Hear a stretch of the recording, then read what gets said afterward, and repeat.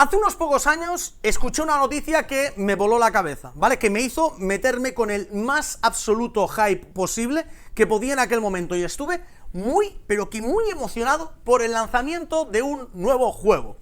Dicho juego, como habréis visto en el título del vídeo, era Keyforge, el nuevo juego de Richard Garfield, creador de Magic the Gathering, un juego que te prometía partidas completamente diferentes, con mazos completamente diferentes, donde la habilidad era lo más importante en el juego, no el dinero que tuvieras, ni el net decking, ni probar mazos de otros jugadores, no. Tu mazo era único y solo tú lo tenías, y nos aseguraban que sería divertido y equilibrado. Esto es el auge y la caída de Keyforge. Bienvenidos a la Taberna de Dam.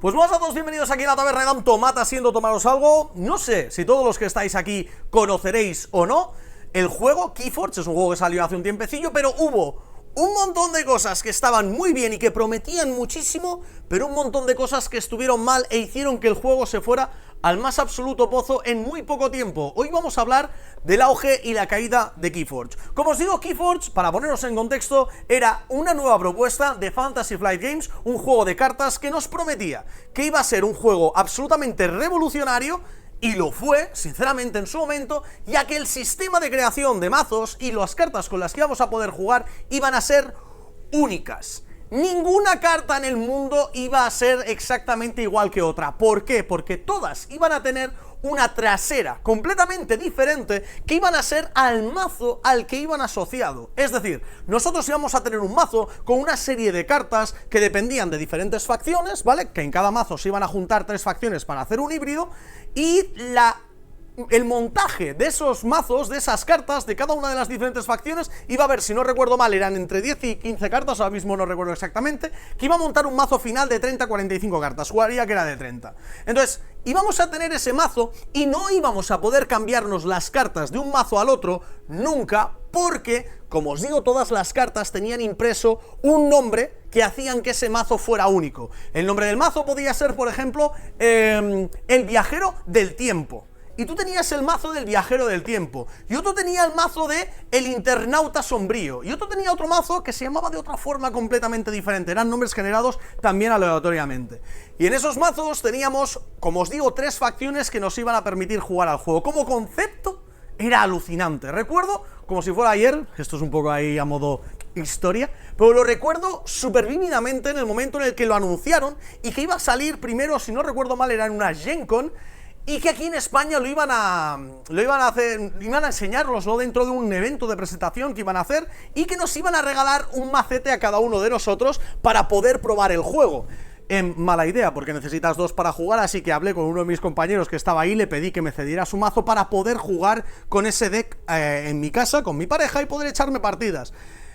Amigos, si no eché 50 partidas con esos 2 mazos, los tengo reventados porque ni los enfundé. Tenía tanta ansia por jugar y en aquel momento no jugaba mucho a TCGs, no tenía sobres, y jugué con esos mazos hasta reventarlos, porque esos mazos no salieron hasta después de un tiempo. Si no me equivoco, fue como una especie de presentación que nos hicieron, y hasta los 2-3 meses no salió Keyforge. Y la verdad es que el sistema de juego estaba muy bien. En el juego lo que teníamos que hacer los jugadores es que cada turno únicamente podríamos activar una de las 3 casas que teníamos. Nosotros seleccionábamos la casa, es más, podríamos decir otra casa, pero si no la teníamos en el mazo no tenía mucho sentido. Y yo decía, por ejemplo, voy a jugar con los verdes, no recuerdo ahora mismo los Brobnar, creo que había unos que eran los rojos, que están bastante bien, o los Sombra, los Shadow. Por ejemplo, voy a jugar con Shadow. ¿Qué significa esto? Que de las cartas que tengo en mano voy a poder jugar únicamente cartas de Shadow, y de las cartas que tengo en mesa voy a poder actuar únicamente con cartas de Shadow. Las cartas de la mesa podían hacer una de 2 cosas: o atacar, principalmente, que era para poder quitarte de en medio los monstruos del oponente, o recolectar éter, que ese éter, ¿se llamaba éter?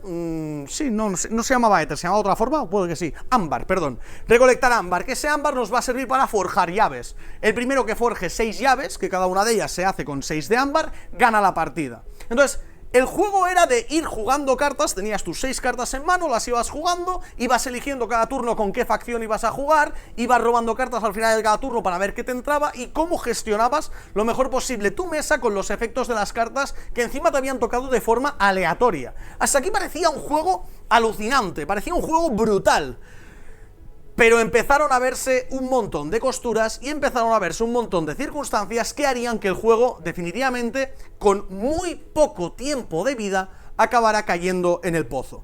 Y es que, para empezar, los mazos no estaban tan equilibrados como prometieron. Había ciertos mazos que eran casi imbatibles. Se hicieron torneos de Keyforge, no muchos, porque ahora os contaré otro de los peores problemas que tuvo el juego. Hubo un montón de torneos de Keyforge a lo largo del mundo donde había ciertos mazos que eran muy fuertes. Hubo una combinación de... Había ciertos mazos que se vendían por precios astronómicos porque tenían los caballeros de la muerte, los jinetes de la muerte, que eran unas cartas que eran muy fuertes, y encima, si las tenías los 4, si no me equivoco eran 4 dentro del mazo, tus mazos eran demoledores. Y había ciertos mazos que salían con todos los jinetes de la muerte. Así que ese sistema algorítmico de generación de mazos no era tan bueno como pensaban. Y lo que hicieron una cosa que era el tema de las cadenas. Crearon un sistema, que era el sistema de cadenas, como os digo, para intentar parar o mitigar todo este poder superior. Y cuando tú tienes que hacer algo, aquí hablando para la vida en general, cuando tú tienes que hacer algo para arreglar algo que de base está mal, normalmente ese arreglo estará mal. Es decir, de base, los mazos tendrían que estar lo suficientemente bien equilibrados y haber estado ese algoritmo bien montado para poder hacer mazos equilibrados, que ya os digo que eso es una auténtica locura. Es decir, es muy complicado hacer eso en un mazo entero, donde las cartas pueden tener sinergias entre ellas. Es que, ¿cómo valoras? Si esta carta está con esta, el poder del mazo aumenta en un 0,5%, pero si esta está con esta, aumenta en tal. La sinergia de esta carta con esta carta va muy bien tal. Es decir, sería una locura tener que medir cómo de buenos son los mazos para intentar hacerlos todos lo más cuadraditos posibles. Entonces metieron un sistema, el de cadenas, vuelvo a decir por tercera vez, que fue un sistema para mí horrible. Y el sistema de cadenas era un sistema que sobre la mesa no pintaba mal, pero era muy complejo de saber valorar. Las cadenas era una cosa que se ponía a los jugadores. Es más, actualmente dentro de Flesh and Blood han puesto algo parecido, que es el sistema del IP2, de los IPs, que es Intelligence Penalty, que significa que robas menos cartas al final de cada turno, y en este juego teníamos las cadenas, que era algo parecido. Tú empezabas la partida con ciertas cadenas dependiendo del potencial de tu mazo, que encima montaron como un sistema que dijeron, claro, es que los mazos, dependiendo de lo mucho que ganen, estarán registrados en una base de datos, y cuando juegues con ese mazo, dependiendo de lo bueno que ha sido, empezarás con una cantidad de cadenas u otra. O incluso decían que en torneos de estos de sellado, que todos son de sellado, es decir, de mazos aleatorios, podrías colocar los dos mazos sobre la mesa al empezar la partida y pujarías por ellos.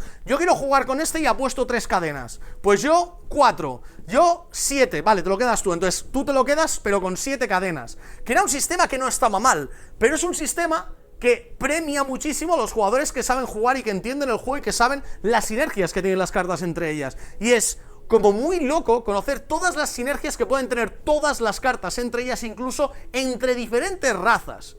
Entonces, un jugador que supiera más o que tuviera más facilidad para ver esto podía destrozar en este sistema de juego, porque podía pujar por el mazo que quería y sabía más o menos hasta dónde podría pujar por ese mazo. Entonces, era muy loco. En ese sentido, se empezaron a romper todas las cosas. Ya la gente empezó a estar bastante chinada diciendo, yo quiero jugar al juego, dame mi mazo y juego, no quiero tener que en cuenta que sí cadenas, que si el mazo este está registrado y tiene cadenas de base porque el juego, porque el mazo es muy bueno, que si yo quiero jugar con mi mazo, con el mazo que yo me he abierto y me ha tocado, y ahora el otro quiere pujar por él y me obliga a jugarlo con cadenas, tengo que jugar con una penalización solo porque el otro jugador quiere jugar con mi mazo, no puedo jugar libremente al juego. Es decir, eran ciertas cosas que hacían que el juego ya empezaran a vérsele las costuras. Otra de las cosas que para mí también hizo complicado jugar al juego es que son bastantes cosas que fueron abocándolo poco a poco al fracaso. Era que no podías jugar al juego únicamente con el mazo y ya. Necesitabas bastantes tokens, necesitabas los tokens de ámbar, las fichas de poder que se colocaban sobre los bichos, las fichas de las llaves. Es decir, llevarte el juego no era tan sencillo como llevarte tu mazo y poder ponerte a jugar. Que muchos juegos, como por ejemplo Magic, Flesh and Blood y demás, te vas con tu macete y como mucho te llevas un par de dados, un par de contadores y ya lo tienes. En este juego teníamos bastantes cosas que llevarnos y lo hacían un poco más complejo de transportar en ese sentido. Y luego, además de esto, se juntaron varios conceptos. El primero, estás intentando crear un juego que como concepto es brutal porque Quita el netdecking. A mí eso es algo que me mola un montón, que la gente tenga que pensar y no tenga que copiar el mazo de otro jugador y tenga que aprender a jugarlo, que no está mal, hay muchos juegos en los que se hace, pero me mola que se premie también que la persona sepa jugar. Por eso formatos limitados como el sellado o el draft a mí personalmente me gustan muchísimo. Entonces, este juego para mí era ideal en ese sentido. Tú tienes un mazo que no te lo has montado, te lo dan y tienes que aprender a jugarlo y tienes que intentar sacarle el máximo de partido sin saber cómo funciona el mazo y sin conocer el mazo. Míratelo, léetelo, encuentra las sinergias y juega.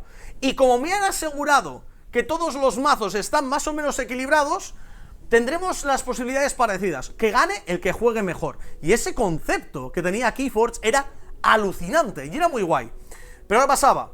Que aparte de eso que os he comentado, empezó, es decir, cuando podía ser que viviera un poco más, la pandemia también se tiró bastante encima, ¿vale? Del mundo en general, se tiró la pandemia encima, y todo lo que era torneos en físico y en persona y tal, se fueron al garete, ¿vale? Y eso fue algo que también le dolió, ya no únicamente a este, sino a muchos juegos de cartas.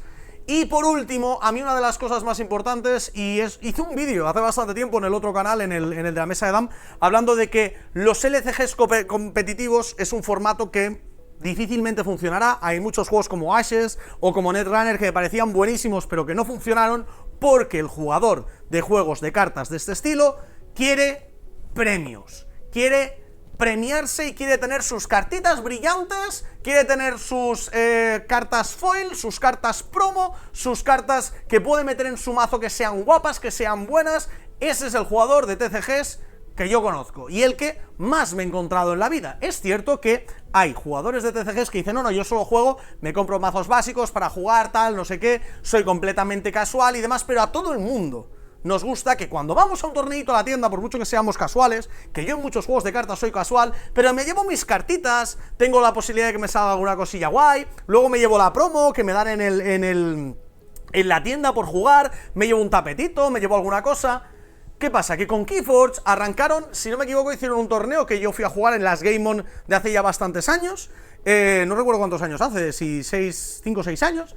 Y el premio por las Game On era unas fichitas de ámbar un poco más bonitas que las que ya tenías. Y estás haciendo el primer torneo oficial de Keyforge. Y claro, como en el juego no puedes meter cartas de fuera del mazo, no te pueden dar cartas promo para que tú las puedas jugar, porque no puedes meterlas en tu mazo. No pueden darte sobres, no pueden darte cartas especiales, no pueden darte cartas foil. Lo único que pueden darte es, bueno, pues, ¿quieres un tapete para jugar? Toma, te doy un tapete. Tengo decenas, y por no decir alguna centena de tapetes aquí, de juegos de cartas. Estoy ya hasta arriba de tapetes. Me daban también fichas de ámbar, un poco más bonitas, llaves como metalizadas, tal, no sé qué, lo de las llaves de ámbar. Pero yo creo, sinceramente, al menos a mí fue la sensación que me dio y lo que yo también sentí, que era un juego que, por mucho que quisiera competir, que quisiera jugar, que esa parte de competición que tienen los TCGs para mí es súper bonita y es súper guay, sobre todo cuando la comunidad es sana. El tema de competir y de decir, venga va, voy a jugar, voy a currármelo, estoy ahí pendiente, hay una competición sana siempre, es decir, eso es muy guay. Pero con Keyforge no podías tenerlo, porque gran parte de la competición, o el objetivo normalmente de toda competición es la recompensa que hay por eso. Y ya no solamente en competición, sino en la gran mayoría de cosas que hacemos en la vida son para buscar cierta recompensa. Jugamos, es decir, trabajamos por tener la recompensa de formarnos, crecer personalmente, un sueldo a final de mes, yo qué sé, practicamos un instrumento para ser mejores con ese instrumento, yo qué sé, estoy pensando, leemos para formarnos culturalmente, para entretenernos, es decir, siempre todo tiene como un objetivo, y el objetivo que tenía la gente que compite, o que sigue teniendo la gente que compite en juegos de cartas, es tener una recompensa final, tener esas cartas, tener sobres, tener algún trofeo, algún premio, alguna cosa. Y toda la recompensa que se le daba a la gente, para mí y para muchas de las personas con las que hablé, no eran lo suficientes como para mantenerte con ganas de seguir compitiendo. Y además, en aquel momento lo llevaba Fantasy Flight Games, que por histórico no son una de las mejores compañías que ha sabido llevar estos formatos competitivos y estas competiciones y estas comunidades, podríamos decir, de juegos, porque luego también estuvo todo el tema de Leyenda de 5 Anillos, todo el tema de Destiny, y es cierto que para mí no han sido un referente dentro de cuidar comunidades de juegos competitivos que han tenido. Ya lo he comentado en otros vídeos, estoy ya saliendo un poco aquí del paréntesis, ya he comentado que para mí ojalá hayan corregido todo esto y el Star Wars Unlimited funcione brutal, que es lo que van a sacar ahora y tengo muchísima fe en ello, pero su historial no es el mejor del mundo. Entonces, este cómputo de elementos hizo que un juego que pintaba brutal desde un principio, el concepto me parecía alucinante, la persona que había detrás, Richard Garfield, es un creador que me parece brutal, es decir, todo apuntaba a que podría haber sido un éxito genial, un exitazo de juego, pero la mala gestión por parte de Fantasy Flight, la poca posibilidad de sentirte recompensado como jugador de Keyforge, la pandemia, el mal equilibrio del juego, muchas cosas hicieron que poquito a poco ese juego fuera abocado al fracaso y se quedara en lo que es hoy, que es un juego completamente olvidado, que si no me equivoco hace un año han intentado rescatarlo una editorial de fuera de Fantasy Flight Games,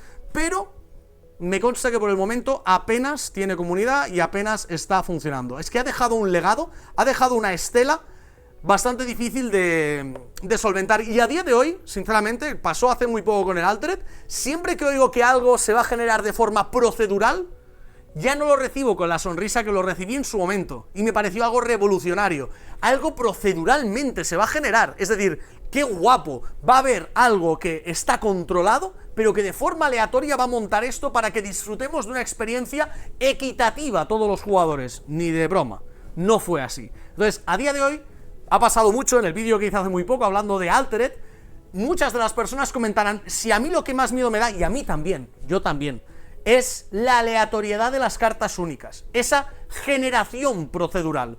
Como os digo, si no hubiera existido Keyforge en su momento, es probable que esto no nos lo tomáramos como algo tan a tener con pies de plomo. Nos parecería algo original. Ostras, qué guapo, ¿no? Si va a estar equilibrado y tal, no sé qué, nos parecería más lógico que esté equilibrado, porque claro, ellos saben lo que hacen, ¿no? Pues lo de Keyforge nos demostraron que no sabían tan bien lo que hacían, porque los mazos salieron muy descompensados. Entonces, ahora estamos con la mosca detrás de la oreja con estas cosillas.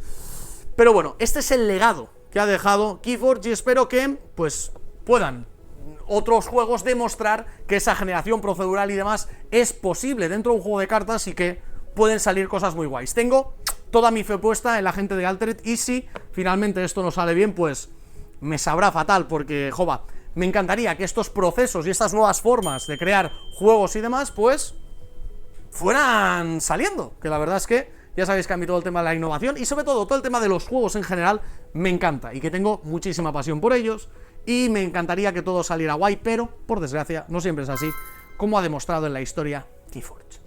Bueno, amigas y amigos, espero que hayáis disfrutado de este vídeo. Como siempre, es un placer estar aquí con todos vosotros. Nos vemos muy pronto en el próximo. ¡Que va bien! ¡Chao!